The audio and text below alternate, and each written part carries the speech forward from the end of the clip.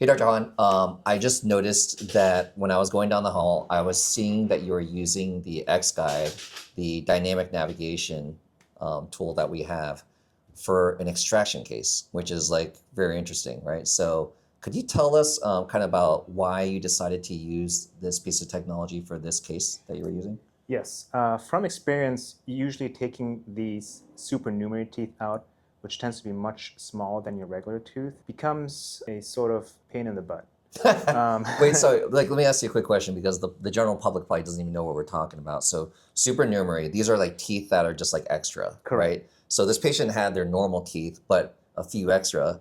But what's really crazy about this was that, I've taken out, obviously, I'm sure you have tons too, but like supernumerary teeth can be in easier to access locations, and some of them can be in like a very awkward location, Correct. and some of them being in an awkward like location basically makes it more difficult for you to find them because like you said earlier, it's like a treasure hunt. They're Correct. located somewhere in the bone. Correct. But the big downside of this for the patient and you, but like mainly for the patient, is if you're looking extensively and you're removing a lot of bone, this could be very traumatic and invasive Correct. and have a lot of basically long lasting repercussions for the Correct. patient, which is not good for that patient, Correct. right?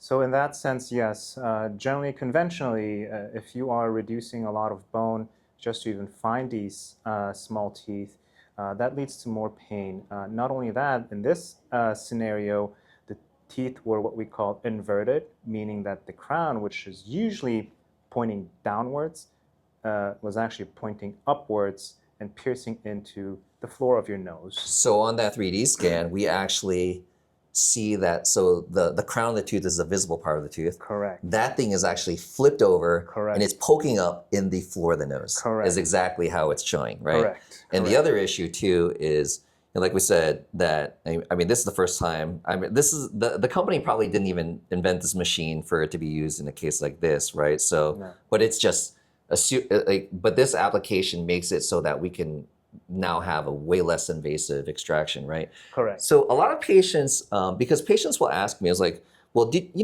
why did you really need to do that? Well, the reality is like, even if you got the tooth out, we talked about we want less invasive, and people say, well, you could just bone graft it. I was like, well, we know that saying something like that and just bone grafting is a lot easier said than done.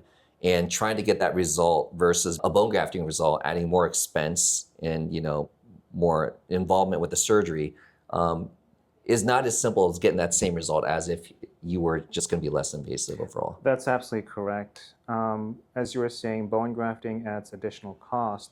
But not only that, in this case, we want to minimize the amount of bone reduction because we want to prevent the tooth from actually falling into the nasal cavity. Yeah.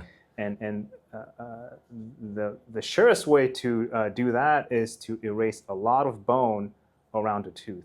If you're going in blindly, you don't know how close you are to the floor of the nose. But with the dynamic navigation, I was actually able to visualize how close I was to the floor of the nose. So I made extra sure that I wasn't puncturing into the floor of the nose and only reducing the bone around the tooth, allowing me to wiggle it out. That being said, as a surgeon, I do have to prepare for the worst case scenarios. So with these cases, as I'm getting a little bit more technical, I did have to go in there and visualize the other end, so to speak, Right. by lifting what we call the membrane Right. of the nasal floor, Right. just to make sure and make room in case the tooth does decide to fall out the other way Right. through the nose. I thought that was really interesting.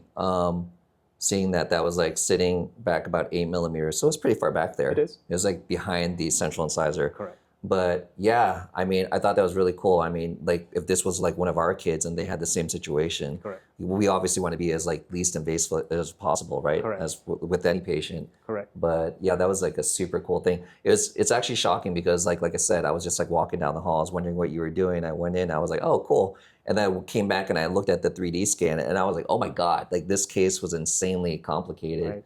And again, like, yeah, seeing it inverted up in the floor of the nose, I was like, wow, we have to talk about this because this is just insane how that dynamic navigation can give you that real-time feedback. So let's really talk about kind of like the dynamic navigation. So what we typically use it for is we are planning like, hey, we're going to place an implant in this specific area.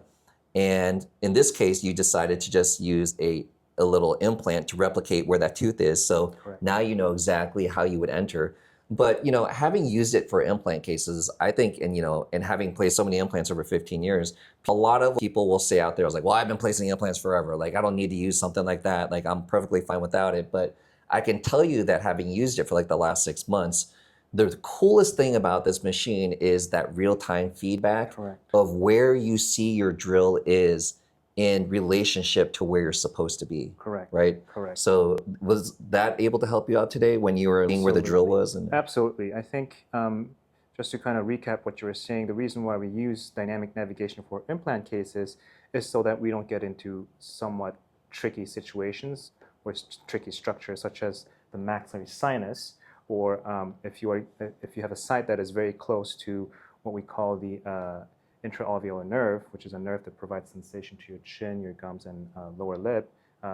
You're trying to avoid damaging those structures, and dynamic navigation helps you with that. It allows you to avoid hitting your structures either with your drill or your implant. Same thing here.